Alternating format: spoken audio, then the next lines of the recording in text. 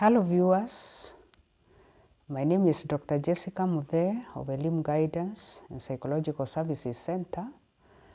Today I'll be talking about effects of laws in life, for example, politics. Now, what is laws?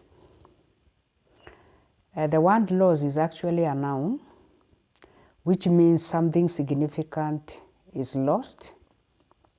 It is a detriment or fail to retain. Now, there are types of losses that people go through in life. Just to mention a few, we have loss of a close relative. It can be a loss of a friend, a loss of state of health, loss of youthfulness, that is, you get old, loss of a good relationship, loss of a marriage, loss of a job, loss of an opportunity in life, loss of spiritual standing, that is what the Christian would call, or Christians would call backsliding, loss of a political opportunity that one may have anticipated, especially like now when we have just come from elections. Now, going by the statistics, if we look at politics a bit, going by the statistics of our country's elections, many people had contested for various elective posts.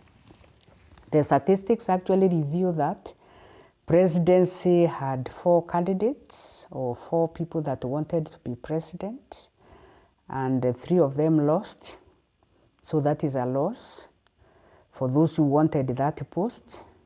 We had also governors. 266 people wanted to be governors, so contested for gubernatorial posts, and 219 of them lost in the elections. We had also senators, that is 341 people contested for that post, and 294 people failed or actually lost in that. Then we had women representatives, 360 ladies wanted to be women representatives, and 313 of them lost. We had members of parliament. I think this was the greatest number, 2,132 people wanted to be members of parliament. 1,842 lost. We had also members of county assembly, what is actually commonly known as MCAs in Kenyan politics, and 12,997 of them contested for the post, and 11,547 lost. So the total number of contestants for those posts were 16,100 people, and the total number that lost were 14,218. Now, the above figures on laws, that is 218, is a very large number, considering that these leaders have followers, they have relatives, they have friends who believe in them or who believed in them, and therefore there must be grieving that is actually taking place in their lives and those that follow them due to the loss experienced in politics. Now, to the leaders and their followers, there are some grieving signs or stages of grieving, or maybe first of all we talk about, just mention the signs that are experienced during grieving process. One of them is shock, the other one is numbness, the other one is sadness, the other one is denial, despair, anxiety, anger, guilt, loneliness, depression, helplessness, relief, and sometimes yearning.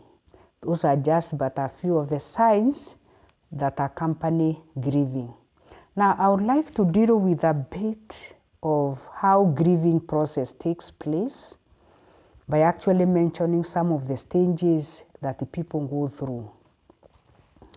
One of the stages or the emotion people experience is denial, anger, bargaining, depression, acceptance, and I'm talking this purely from psychological perspective.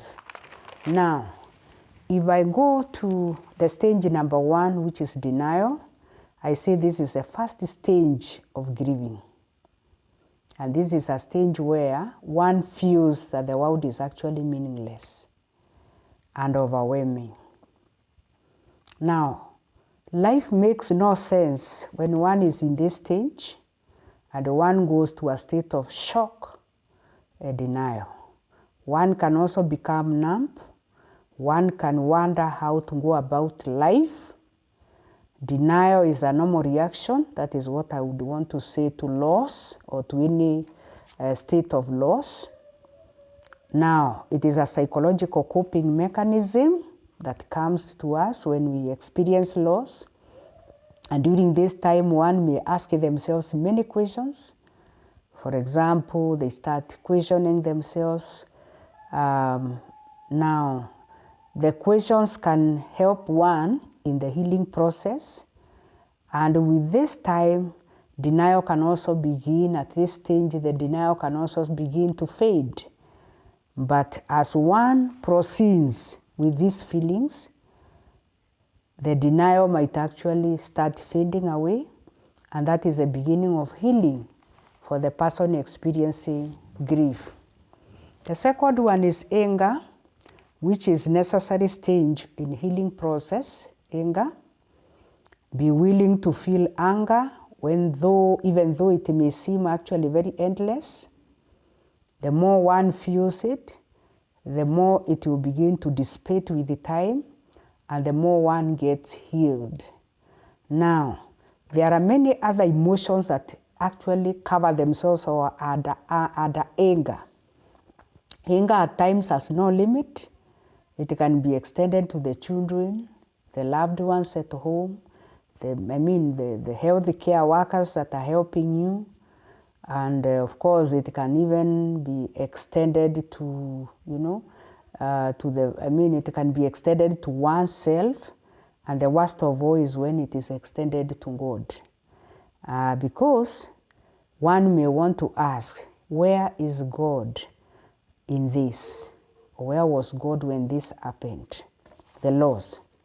Now, anger also comes with a lot of pain.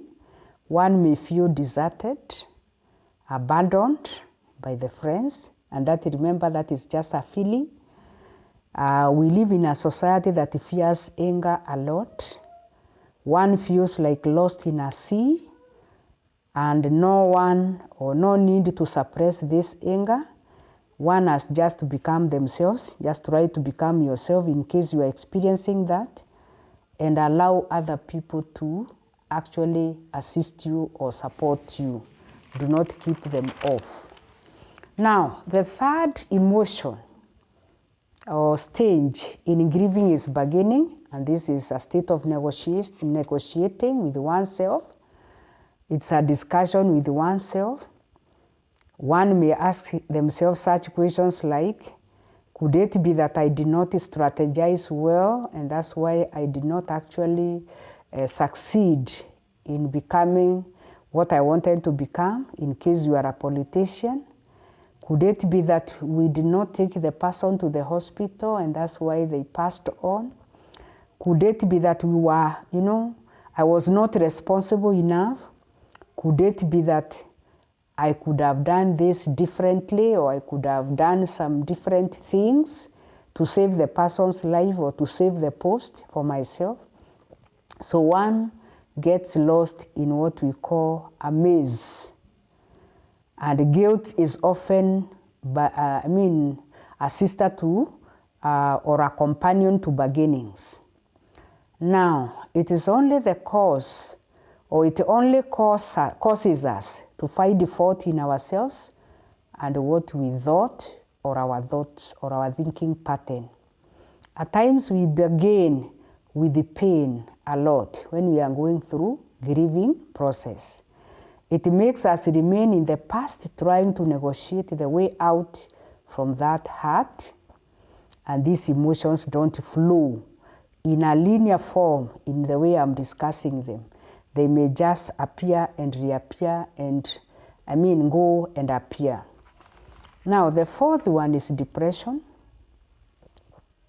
And at this stage, grieving feelings may enter our lives in a deeper manner, or in a deeper way or level, as we may, more than we imagined. And this occurs due to the intensity of loss we have experienced. For example, we may end up withdrawing from life and be left in a fog of intense sadness, wondering perhaps if there is any point of going on alone or going on alone. Certain signs may be experienced also at this stage, and they include maybe feeling of emptiness and sadness, reduced interest in activities we once enjoyed. We may also lack energy and become constantly fatigued. There could also be irritability, that is something small just makes you irritable. Sleep disorders may also occur, loss of appetite, lack of concentration, lack of motivation. Sometimes low moods may also be experienced, and so on and so forth, and many more others. And the above may just be an indication that the person is slipping or drifting towards a direction of depression. Now, the fifth and the last stage that I would want to talk about is acceptance. Acceptance may not or should not actually be confused with being okay. No one can feel okay with a loss at any point in life. And this stage is about accepting reality, and that is what is happened or what has happened actually can be permanent or is permanent. It is a permanent reality that one has to struggle with. One will never make a reality, will never make this reality okay again. And I have said we will need to live with it. If it is loss in politics, you will, and it has been declared, fairly lost, then it is that you have to live with it. It is a new norm that you have to learn to live with, and you must learn actually to live without that post in case you had wanted a position, any of the positions that I talked about, and you had anticipated that, and it is now no more. The issue is you have to learn as a person to go back to your life and just live a normal life. Now, we must learn to reorganize the roles in case you had resigned and you had gone into politics, or in case somebody has left you and they were playing certain roles. You have to reorganize and reassign yourself those duties or other people around you.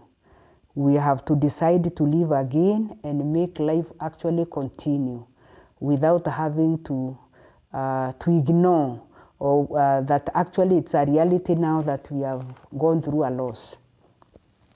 Now, viewers, you may be a friend, an acquaintance, a relative, a spouse, a child of somebody going through grief due to loss of any kind. May it be political, may it be marital, may it be a person has left you and they have gone forever they are passed on. Kindly, I would want you to refer those people to psychological counseling centers or therapy centers for skilled help. Thank you very much for listening to me, and God bless you. See you next in the other video, which I'll be talking about coping with loss or losses in life. Welcome.